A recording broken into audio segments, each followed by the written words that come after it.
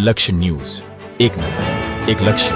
લીંબડી શહેરના આંગણે 24 જૂન 72 દિવસીય દીક્ષા તપસ્વી પારણા સાથે ત્રિદિવસીય મહોત્સવ ઉજવાયો. સમગ્ર સનાતન ધર્મમાં આસ્થા, શ્રદ્ધા અને ભક્તિ રીતે લોકો ઉપવાસ કરતા હોય છે.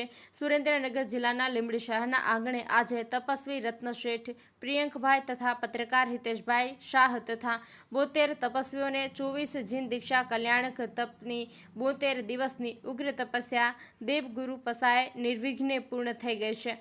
જેના પારણા નિમિત્તે ત્રિદિવસીય મહોત્સવમાં આજે પારણા સવારે 8 થી 10 રાખવામાં આવ્યા હતા, જેમાં ઉપસ્થિત રહેવાનો સુંદર અવસર અને આ પ્રસંગે લીંબડી જૈન મૂર્તિપૂજક સંઘના રવિભાઈ શાહ, મુકેશભાઈ શેઠ, વિપુલકુમાર જે શાહ, એડવોકેટ તથા ઝાલાવાડ ફેડરેશનના શ્રીપાલ સિંહ, નીરવભાઈ સોની તથા અન્ય શ્રાવક અને શ્રાવિકાઓ તથા લીંબડી જૈન અગ્રણીઓ જોડાયા હતા. તેમજ કમલેશભાઈ શાહ, હિતેશભાઈ ચૂકીવાળા, હિતેશભાઈ દોશી, અશોકભાઈ દોશી, કેતનભાઈ ખાંભલાવાળા, મુકેશભાઈ શેઠ, શૈલેષભાઈ શેઠ વગેરે જોડાયા હતા.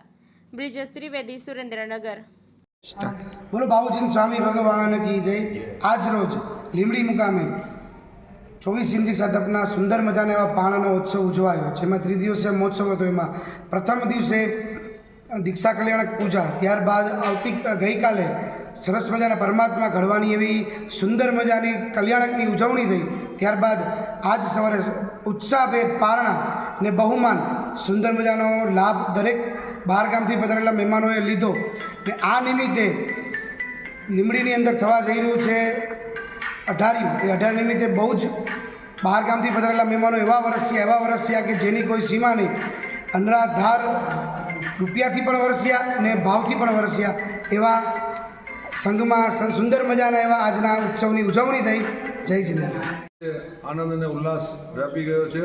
પરમ પૂજ્ય તીર્થનંદન મહારાજ સાહેબની નિશ્રામાં ઉપદાન તપનું 18 દિવસનું ઉપદાન તપનું આયોજન થયું અને દાતાશ્રીઓએ ખૂબ મન મૂકીને લાભ લીધો. પ્લસ અહીંયાથી 72 તપસ્વીઓના આજે પારણા થયા, સંઘ સ્વામી વાત્સલ્ય થયું અને ખૂબ આનંદ અને ઉલ્લાસ હતો. અને લીંબડીના અમારા પનોતા પુત્ર તીર્થનંદન મહારાજ સાહેબ કે જેમને લીંબડીના સાધર્મિક ભાઈઓ બધા ભાઈઓની ખૂબ અનુમોદના કરી છે, ખૂબ ધર્મ પ્રત્યે જોડ્યા છે. જે લોકો ધર્મની અંદર ક્યારેય દેરાસર નહોતું જોયું એવા લોકોને પણ આવતા કરી દીધા અને માસક સમણની ઉગ્ર તપસ્યા કરાવી. એવા તીર્થનંદન મહારાજ સાહેબને વંદન છે. જય જિનેન્દ્ર.